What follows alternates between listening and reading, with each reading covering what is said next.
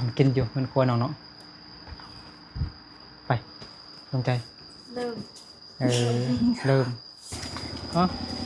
เอาตกน้องหมดอันนี้เดี๋ยวเป็นอะไรนี่คือเป็นจังซี่โมโหเอาเกิดใหม่เลยน้องน้องประสงค์บ่ได้พาสปอร์ตเหรอนะยังบ่ได้มื้ออื่นบ่มื้อบ่ทำเขายังเขาว่ายังไม่ทันมาบ่ทันมาเถอะบ่ทันได้เถอะคือมากินเรียกหมูไอ้กินหรอไอ้เลยไอ้บุ้งว่ามันต้องอะไรเพิ่มอีกยังบางทีก็มันไอ้ปุ้งบ่เสียบดวงต้องไปส่งไปเอายังเอาบ่วงวะต้องไปส่งคืออาจจะเจ็บปากมันเผ็ดมันก็ได้หนาว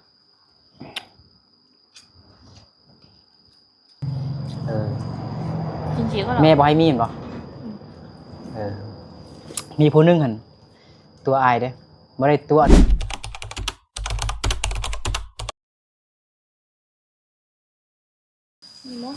กับทักทายสบายดีพี่น้องเบิร์ดทุกคนเด้อยินดีต้อนรับเข้าสู่ซองบ่าวนึกเผาไพรสบายดีเช้าลีเนาะมื้อนี้ก็ยังอยู่บ้านกิวแคมพี่น้องเนาะมื้อนี้บ่าวนึกกับเช้าลีก็ไปหาบอลหาเงินหั่นนะเนาะรับจ้างแต่ว่ามันมีแต่บอลที่มันถึกเนาะก็เลยยังบ่ทันได้เด้อมื้ออื่นก็น่าสิไปต่อพี่น้องเนาะหาบอลรับจ้าง มีเงินแล้วพี่น้องเนาะมีเงินใส่น้ำมันรถมื้อนี้ก็จะหาบอลรับจ้างแต่ว่าบ่ทันเห็นเทื่อเนาะแต่ตอนกลับนี่บ่นึกกับเช้าลีก็สิได้มาลิ้นนำน้องปลาส่งเด้พี่น้องเนาะกับน้องดวงใจเนาะอยู่กับน้องปลาส่งเนาะนี่อากาศก็ร้อนแฮงพี่น้องเนาะน้องเพิ่นก็ยังบ่ทันได้กินข้าวเทื่อบ่นึกก็ได้สั่งข้าวเปียกนำเข้าปลาพุ่นเนาะเดี๋ยวสิไปเอาเอาน้ำเย็นๆให้น้องก่อน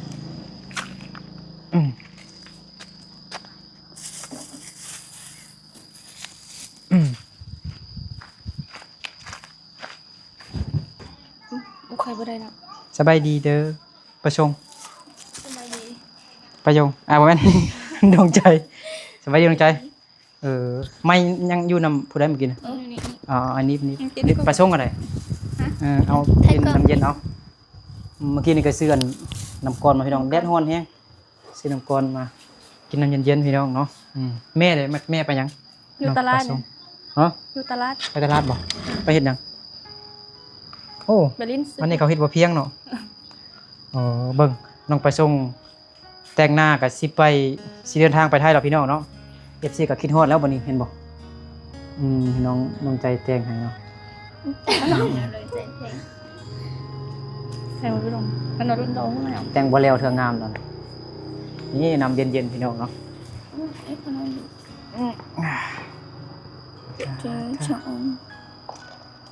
เขาจะแต่งเดี๋ยวนะมันจะ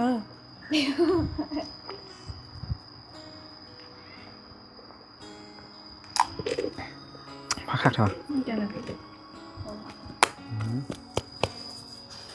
บ่คิดฮอดน้องประยงบ่คิดฮอดเนาะไปยงบ่มาประยงบ่มาประยงไปไสยะเด้แม่นไปเฝ้าน้องเฮาก็ท้ากินเค้กน้องประยงเอาเนาะแม่นประยงบ่มาจักเทื่อนี่นะ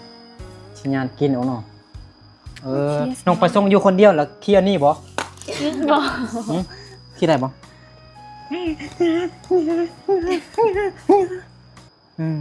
ม่วนเนาะเด็กน้อยก็มักแฮงอีหยังโตอีหยังเนี่ยฮู้บ่โดลาฮะกวางไว้นั่นล่ะนี่นะโตเป็นหยังลุมลายจังเนาะโตหยังตะกวงบ่กวางแล้วตะกวงกระทรงยิ้มก่อนนั่นเห็นบ่มันจะรู้สึกมันจะกินได้นี่เกมเครื่องสิไปไทยแล้วนี่เห็นบ่เนาะยังบ่ได้เฝ้าไปนะเก็บทั้งซื่อ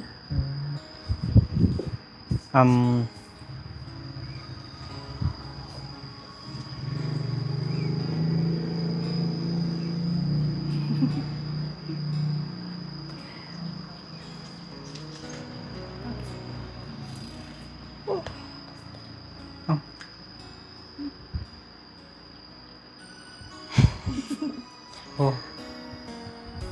เดี๋ยวไอชิซื้อมะม่วงน้องขายบ่ ให้กินแล้วเอาเลย กินแล้วเอาเลย ให้ฟรีวะ แม่น บ่ได้ที่ ได้ แม่สิดาเฮาบ่ บ่ได้ บ่ได้เขาตามกินได้บ่ตามกินอยู่มันควรน้องเนาะไปลงใจ เริ่ม เริ่มบ่ปิดพัดลมบ่หน่อยแม่นบ่กินน้ำเย็นๆก่อนกินน้ำก่อนกินน้ำส้มก่อนน้ำหวานถ้ามีแห้งนะเดี๋ยวคอแห้งเดี๋ยวจังนั้นไอสิไปเอาอันข้าวเปียกมาให้ข้าวปลาโพกกำลังเฮ็ดอยู่ ไม่นอกนะเยอะจังเลยโอ้โหรถทองกันนี่ทำอะไร อยู่ใส่อยู่นี่บ่ป้าที่นอกนั้นก็ยังนอนอยู่ ตัวช้า ไทยมอไทยมอเห็นฮอดน้องเด้อน้องเอาไปส่งเลยเนาะอ้าวตกข้างนอกแล้วมันนี่บ่ได้ไปเก็บเนาะเอาตกข้างนอกหมดอันนี้เดี๋ยวเป็นเอาได้นี่นะคือเป็นจังซี่ โมโห เนาะเอาเกิดใหม่เลยเนาะว้ายบ่ได้ไปเอาข้างนอกนะน้องใจไปเอาบ่น้องใจไปเอาอะไรบ่โอ้ยฮ้อนยังไว้ไม่ต้องเอาไลน์ก็ได้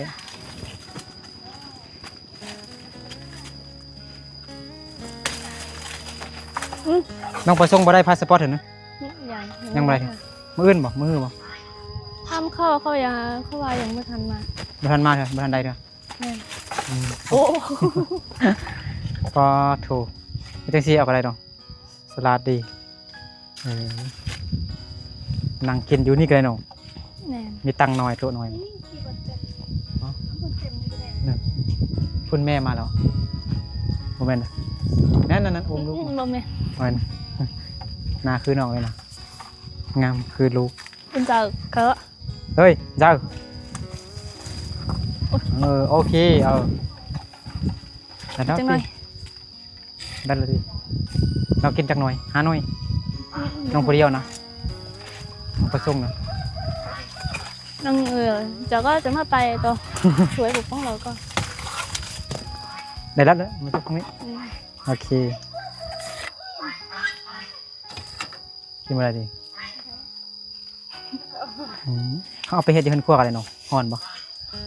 ที่คนครัวฮอนบ่ หอน ฮอนบ่เดี๋ยวกินอย่างนี้ไม่ได้เนาะ เอาเนื้อเนี่ยเนื้อนั่นใส่ ที่คนครัวเลยตี หอน มันฮอนแรงนะ เนื้อนี้อ่ะ อันนี้กันเนาะ โอ้หลังจากก็ได้เลยตัวไปชิมว่าเลย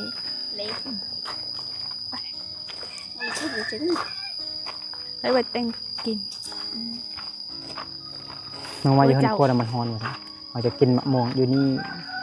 เอาตะเกียบไปนวดมากันได้ น้องชี้หอยโม่จันนอน ดวง สบายดี สบายดี มันทรงคัด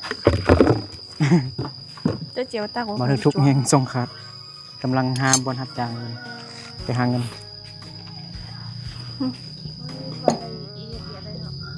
บ่มีปิดแล้ว มันน่าจะโอ้มันน่าจะเตี้ยนะคะนายาตียาช่วย กินมะม่วงอยู่ใส่น้องใจกินอยู่ไหนเหรอ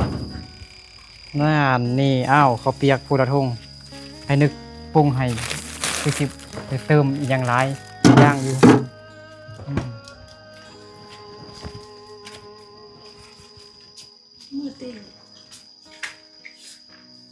กระทงเด้อ มันนึกมากิน เปียกหมูไอ้กินเหรอ ไปเลยเลย ไอ้บุกหัวมันต้องอะไรเพิ่มอีกยังบางทีก็มันไอ้ปรุงไปเสียบ เดี๋ยวมันน้อยเหรอ อันนี้ไปไหนฮะ เมื่อกี้ลืมมาต้องตำก็ได้เนาะแบบจำกินอะไรนะโอเป็นนะตำก็ตำไม่ถึง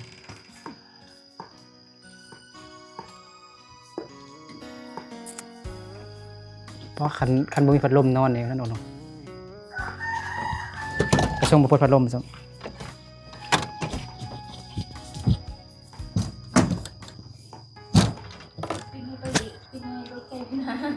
พี่นาลูกใจคือ ดวงใจฮอนเหรอเอาความฝันน้องดวงใจก็อยากได้พัดลมเหมือนกัน มันอากาศฮอนเด้ความฝันจึงอยากได้พัดลม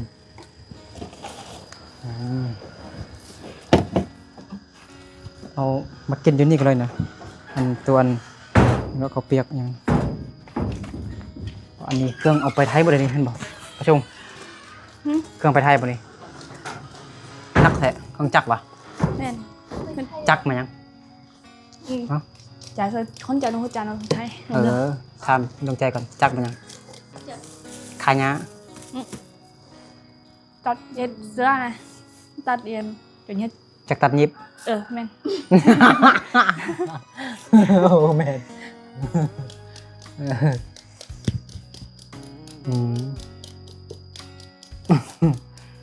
โบกินข้าวเดือดก่อนนะจะกินข้าวกับอันนี้แหละเนาะ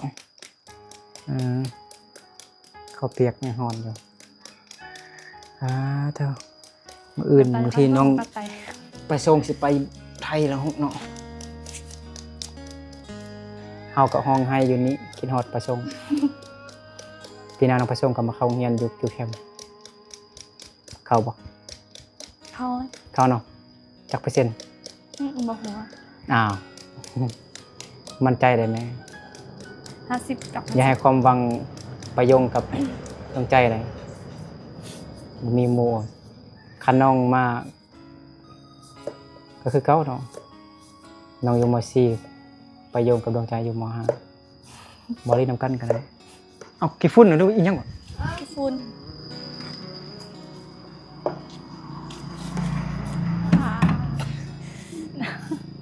ไปเบิ่งก่อนเนาะกี่ฝุ่นรถหลายพุ่นมืดบ่ไปนะก็ได้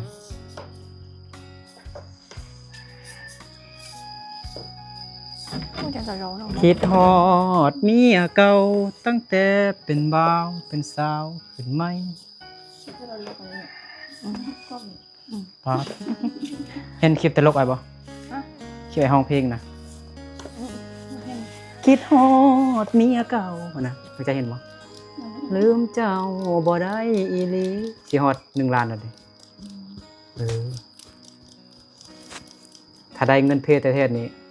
สิได้กินเสส่วนอีกเอาน้องไปส่งไปไทยก่อนที่บ่ มันไปส่งไปมือไหน ถ้ามื้อนี้ได้มื้ออื่นไปแล้วมื้ออื่นได้ มือไปจะได้มืออื่นน่ะมือวานไปเนาะ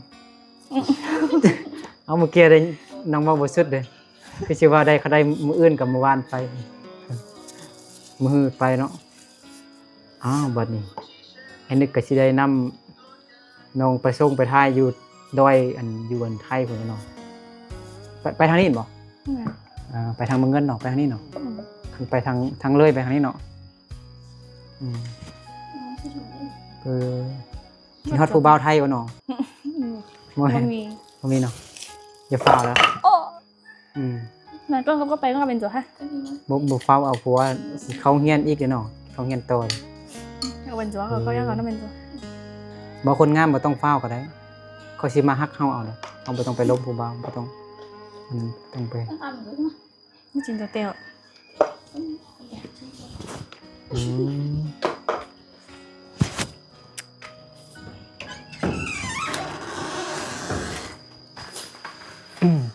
เมื่อนั้นน้องดวงใจ จับกล้องอยู่นี่เด้แล้วมันมืด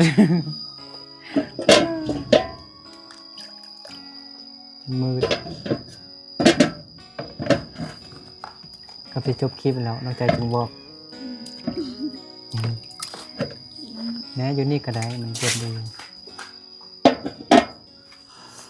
ไปล้างมือกัน ฮะมันยังกู พูดแล้วเขาว่าเราว่าภาษามงเลยสิทำไอ้นึกอีกไอ้แฮงมืดตึ๊บแล้วเนาะภาษามงภาษาลาวก็ยังบ่ได้ยินก็อาจารย์รับตา ให้จิ มึงตำเลยก็ตำเราไปมึงเทียบไป ให้น้องไปส่งไปซอก น้องใจซอกอีหยังเอาอีหยังฮะ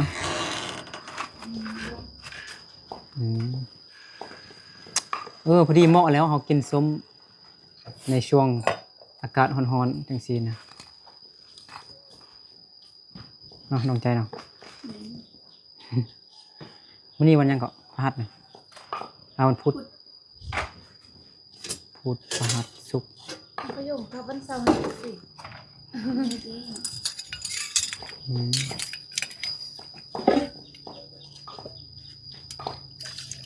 เอาเขายังเปิดไฟอยู่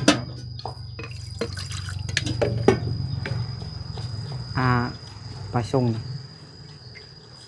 ตัวเปิดไฟอยู่ของแม่นบ่เปิดปะไว้นะบ่ปิดบ่ประหยัดไฟปลาชงไปเอายัง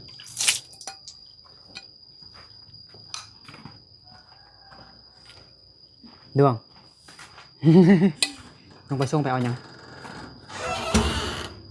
เอาบ่วงบ่ เฮ้ยอาชีวะ น้องปลาชงคือเปิดไฟไว้ห้องนอนแม่นบ่ เล่น บ่ได้ปิดบ่ บอก ประหยัดพลังงานไฟฟ้าปึ๊บเอาก็เปิดตะกี้นี่ดิอ๋อ เปิดห้าเครื่อง เปิดฮะ เปิดห้าเครื่อง เปิดฮับเครื่อง โซ่เครื่อง สอง สองเครื่อง เปิดห้าเครื่อง เปิดห้าเครื่องสองเครื่องเนาะคิดว่าเปิดฮับเครื่องว่าซั่นคิดว่าแม่นอนุสิตคงอรุณฮับเครื่องอยู่อนุรุณหยังก็อนุสิตอ้าวซิมือผู้ใดหน่อย ก็จะชอบ ผู้ใดตามประชงบ่มาชิมซิมือชาวไทยมงไทยกันว่าเป็นจังไดอร่อยจังไดเซาลี่ไปซิบ่งดูน้ำลายย่อยเนาะ นั่นอยู่ไทยก็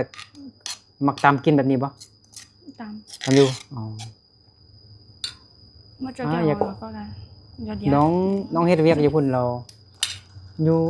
ยู่สวนบ่อยู่ไร่บ่หรือว่าอยู่หมู่บ้านเราสมมุติตอนเช้าเราก็ไปอยู่จังไดเที่ยวเอาเนาะเพิ่นบ่อ๋อขี่รถไปบ่ขี่รถหยัง เดี๋ยวเช่ รถใหญ่เช่หยัง คนใหญ่ รถใหญ่รถฮุนไดหรือว่ารถไทยรถอีหยัง รถมิโก้เลย รถวิโก้บ่กินรถวิโก้ไปเอาเอิ้น FC กินน้ำเอิ้น FC กินน้ำเลย กินน้ำบ่ เลยสิลมเอสซีอะไร ฮะไปชง NFC กินน้ำเลย จะก็หนอนแน่นอนรู้แน่ มา FC กินข้าวนำกันเด้อ เอฟซีมากินส้มมานำกับ โอ๊ย เด็ก มันตะไคร้ ปลาถูกเผ็ดเนาะปลาถูกครับ เราจะรู้ฮานอยเผ็ดนะเผ็ด เผ็ดเนาะกินคำเดียวพอเลยจบ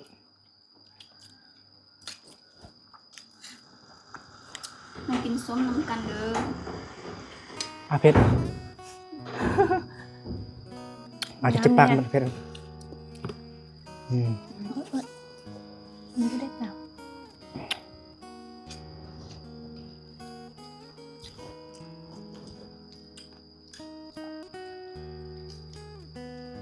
cái nồi này chịu nó có béo gì á hả บ่เห็นน้องไปส่งยำนี่น่ะลื่นเอากลืนเอาเลยนะ nhắm vô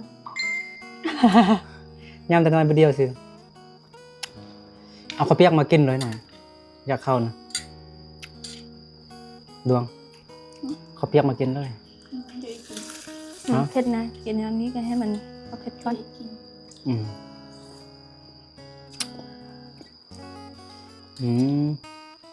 คือน้องประสงค์ยังบ่ทันได้พาสปอร์ตพี่ดอกเนาะประสงค์ได้พาสปอร์ตมื้อใดเราคันสมมุติได้มื้อนี้ก็มื้ออื่นน้องประสงค์ก็สิไปไทยก็ได้มื้ออื่นมื้อฮื้อก็สิไปไทยFC คิดฮอดแล้วบัดนี้จะโทรหาแล้วโทรให้ FC เบิ่งในโทรศัพท์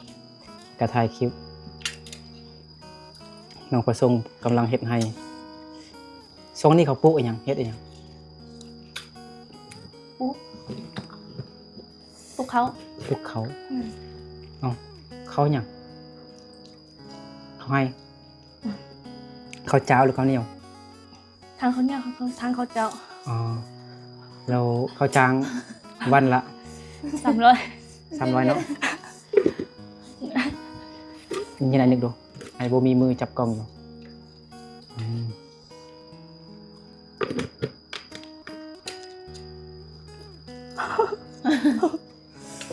ดวงเอาน้องดวงใจให้เลยให้รถกินน้ำไว้จะ พอไอ้กินแต่คำเดียวพอเลยไอ้จบเลย กินร้ายนี่เจ็บท้องผู้ใดตำน้องประชงกินเผ็ดเก่งไงของแท้เนาะ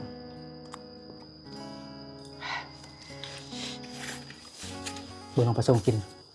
ของแท้ของจริงเนาะ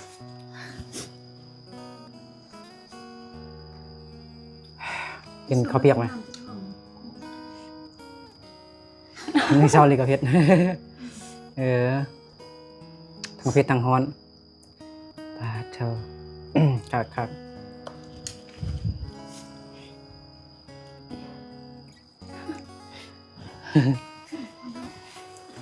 มันท้อง ไปส่งตังเบิงไอรี คนต่างประเทศได้แปลกๆกว่าเนาะ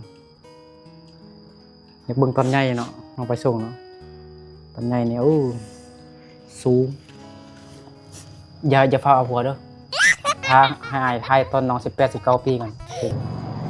จริงๆก็หรอ แม่บ่ให้มีนบ่เป็นยังไงคักบ่เพศบ่ เพชร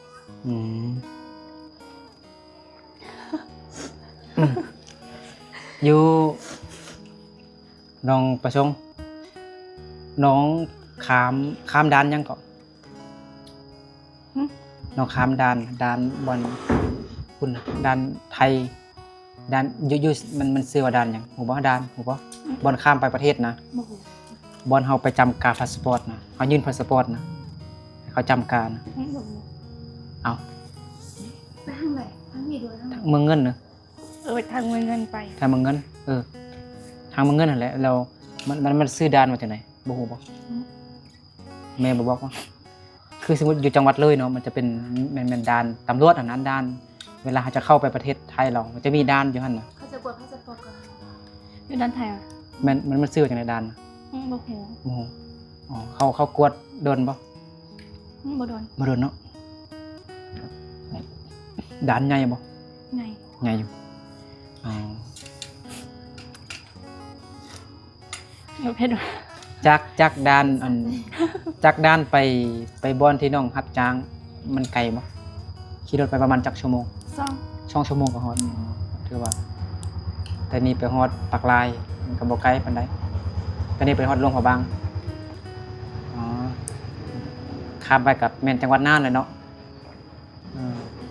เป็นหมู่บ้านคนมุงหลายบ่อืมช่วงนี้ก็มีแต่ปลูกเขาซักเขาให้บ่เห็นบ่ผู้ชายซักผู้หญิงยอดเขา แม่น เห็นบ่อ๋อมันก็คืออยู่ลาวเฮาเนาะโอ้แดดร้อนจังซี่เนาะไหวอยู่บ่ปกติธรรมดาเนาะเราเคยเรื่องเฮ็ดเนาะปีหน้าก็สบายแล้วเข้าโรงเรียน เข้าแท้เลย นอกเลย ดวง เบิ่ง เจ้าไปจิมากินข้าวปุ้นข้าวเฟ้อไหมข้าวเปียกไหมจังไหนเจ็บกระเพาะได้น้องเอาถ้วยเอาบ่วงมาให้น้องกิน จ้าตัวกันเดียวแต่ตัวกันไม่ใช่มาแต่ตัว โอ้ย กินข้าวเปียกไหมจังไหนเจ็บกระเพาะได้กินอยู่นี่เลยนินกินอิ่มแล้วอากาศสิ ให้น้ำใจแบบเอาอยู่น้ำใจก็ บ่มีถ้อย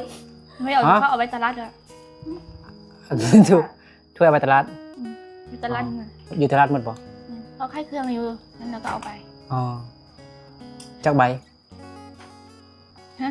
อยู่เฮือนน้องน่ะมีถ้วยจักบาท ไม่ช่วยดู ในซ่องซ้ำเลยมันมีจุด อ๋อมีจองซัมเบอร์แล้วเอาไปตลาดบ่ นะ น้ำมันจับ อ๋อบ่มีถ้วยบ่ ก็เป็นได้นี่เจ๊ บ่เป็นหยัง ไอ้ดองไปเอาที่เงินดองนะกิน ดองกินก็ได้หรือว่าสิไปเอาไปแล้วบ่มีจักบ้านเหรออยู่นี่นะ พี่ได้จานว่ามีถ้วย เอาแล้วถ้าน้องดวงใจก็เอาของน้องดวงใจไปกินอยู่เฮือนแล้วน้องเลยไม่จะได้กิน เอามือจกเอาจกอยู่ทงยาง เอาไปเจ๊ตัวกัน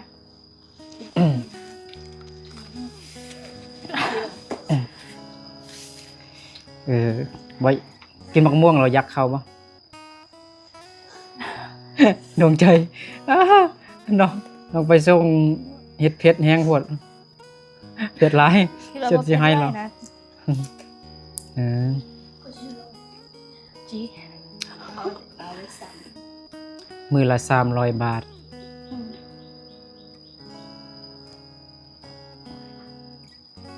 มือละ300 บาทก็เป็นเงินกีบเท่าใด180,000 แป๊ด ำมือเส้น เมื่อ180,000เห็นเวียกอยู่ไทยนะถ้าบ่เป็นใบพันนี่เขาจะไล่เลทต่ำ100ต่อ80 60,000ถ้า1,000 บาทนี่เขาจึงไล่6,700 6,800เป็นจังไดม่วนอยู่เนาะเฮ็ดเวียกอยู่ไทยเนาะ มันอยู่แต่บ่มีขันบ่มายักไป อ๋อบ่มีเพื่อนบ่อยากไปบ่ต้องไป แม่บังคับให้ไปเอาเนาะแม่ให้ไปเอาโอ้น่าเศร้าเด้เนาะบ่มีหมู่ดินนำเนาะอืมปีหน้านี่ก็มีหมู่แล้วเนาะมาเข้าโรงเรียนนำกัน แท้ใดมาเข้าโรงเรียนแท้ใดบุญหยังบุญกินเจียงจึงได้ทายน้องใส่ชุดมงบ่แม่นปีหน้าแหละอีกตึมเดือนนี้ก็เดือน6 7 8 9อีกตึม 2-3 เดือน 2-3 เดือนน้องไปส่งก็มาเข้าโรงเรียนอยู่ม.2 เกี่ยวแคมจบม.7ก็ไปเรียนตำรวจเนาะคันมีเงินเนี่ยเรียนตำรวจก็คืออยู่หนองสูงเลยหนองสูงตำรวจเขาบ่เอาคนเตี้ยเด้เขาเอาคนสูงคือน้องแล้วความฝันน้องอยากเป็นหยังสมมุติถ้าเรียนจบอยากไปเรียนต่อน่ะสิเรียนอิหยังความฝันน้องอยากเรียนหั่นน่ะน้องอยากเรียนหยังอยากเป็นหยังตัวอย่างเนาะเป็นครูเป็นอาจารย์เป็นทานหมอเป็นพยาบาลเป็นอิหยังเป็นตำรวจเป็นแพทย์อิหยังก็เว้าอยากเป็นหยังอยาก โอ้โห ฮะบ่ได้คิดไว้บ่อืม หนูอยากเป็นแม่ค้าใครเคยอยู่ไทยเด้ อยากเป็นแม่ค้าเออแต่ก็เรียนให้มันอายุหลายจักหน่อยนี่แล้วก็เรียนไปเรียนคายไปพร้อมเฮาเรียนเพื่อเฮาฮู้ตัวหนังสือเท่ๆหั่นนะคันเอาจบแค่ม.1 ม.2 ม.3 แล้วเฮายังบ่ฮู้ทั่วถึงเทื่อเฮาก็เข้าเรียนเพื่อเฮาศึกษานะเพื่อเฮาศึกษาเฮามีเวลาศึกษาแล้วก็ศึกษาไปก่อน อ้าวเคยกินบ่ตีนไก่นี่ เคยเรียกว่าเคยกิน อยู่ไทยก็เขาขายเด้อยู่ไทยมีบ่ มีแต่บ่ฮู้ว่าเขาขายอยู่ไทย ตลาดใหญ่เลยตลาดใหญ่เขาขาย ในบ้านเฮาอยู่บ้านไหนอยู่ในบ้านบ่มีไข่ อยู่บ้านบ่มีขาย ก็บ่เอาไข่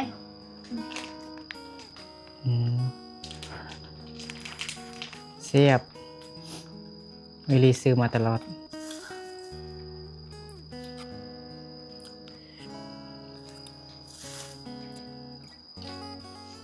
ดวงใจยังเป็นคือเด็กน้อยอยู่เนาะ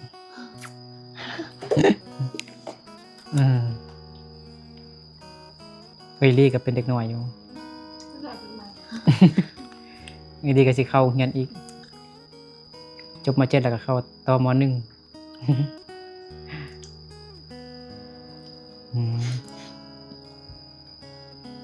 แ ก็มาเข้าโรงเรียนก่อนคันน้องอยาก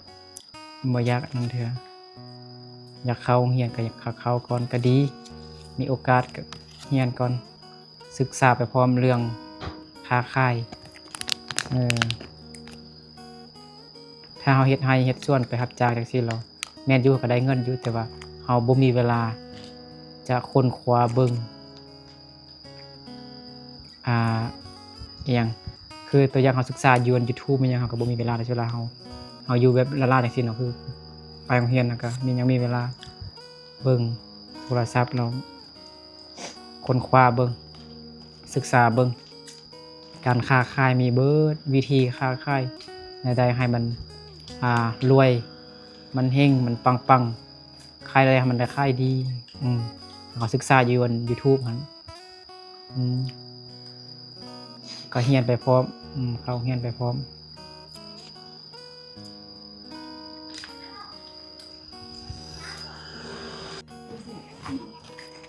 โทรศัพท์ฮ้อนแฮงพี่น้องเอ้ยเมื่อกี้เนี่ยมันก็ปิดเองเถอะท้าเดินบ่ได้แล้วนี่เดี๋ยวบ่นึกกับซาวลีกับสิกลับกัน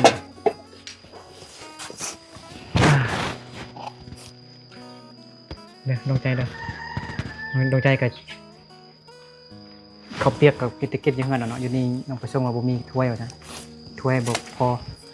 ถ้วยมันเอาไปตลาดเบิดว่าซั่นหายแท้กับเอลี่กินแล้ว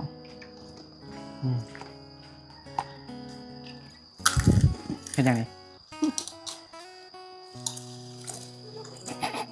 ไม่ใช่เด้ออุ๊ยแน่นอนตาแกะให้หมดเลยนะ จับมันยังมาเมื่อกี้เฮ็ดหยังเอาให้ไผ ฮะ เอามาให้ไผนะ ไอ้อะ ให้อ้ายมึงรู้ว่ามันจะได้บ่โถเย็นดีเนาะให้น้องไปส่งปีเครื่องหลายๆเอาปีอันนี้ไปแล้วเฮ็ดจังซี่แล้วดักเลือดแล้วอาจสิแบบแอปถ่ายน้องผู้ใดเนาะน่าสงสารเด้เย็นดีบ่มื้อนั้นอ้ายคิดว่าเฮือนน้องอันไปส่งมันหลังนั้น โมเมนต์ อาจจึงทำลงใจว่าเงินนั้นพูดที่เขามาเอามายังนั้นก็ต่างเอารถมาต่างคิดว่าน้องไปส่งแต่งงานน้องไปส่งเลยสังเกตเบิ่งดีเลยมีอย่างพิเศษเนาะ กินเผ็ดกิน ให้เรากินให้เรากิน ให้เผ็ดกินเนาะโอเคเดี๋ยวไอ้กลับก่อนเด้อพากันกินข้าวเลยเด้อ เดิน ไอ้กับเอลีกลับก่อนเด้อขอบใจน้องไปส่งเด้อไปตำบักม่วงให้เรากินแซ่บๆเผ็ดๆน้องลงใจคือกันเข้าใจน้องลงใจนี่น่าเศร้าอยากกลับบ่เมื่อยแฮงโอเคขอบใจขอบคุณ FC เบิร์ดทุกคนเด้อเนาะสำหรับคลิปนี้กันก่อนคันน้องไปส่งบ่ได้กลับง่ายครับก็สิได้มาลิ้นน้ำน้องไปส่งอีกเนาะคันน้องไปส่งสิกลับมื้ออื่นนี่ก็อวยพรให้น้องไปส่งเดินทางตลอดปลอดภัยให้ฮอดจุดหมายปลายทางเด้อ หนูขอบใจ เดินทางปลอดภัยกับแม่หมดทุกคนโอเคเอาลาไปก่อนเนาะ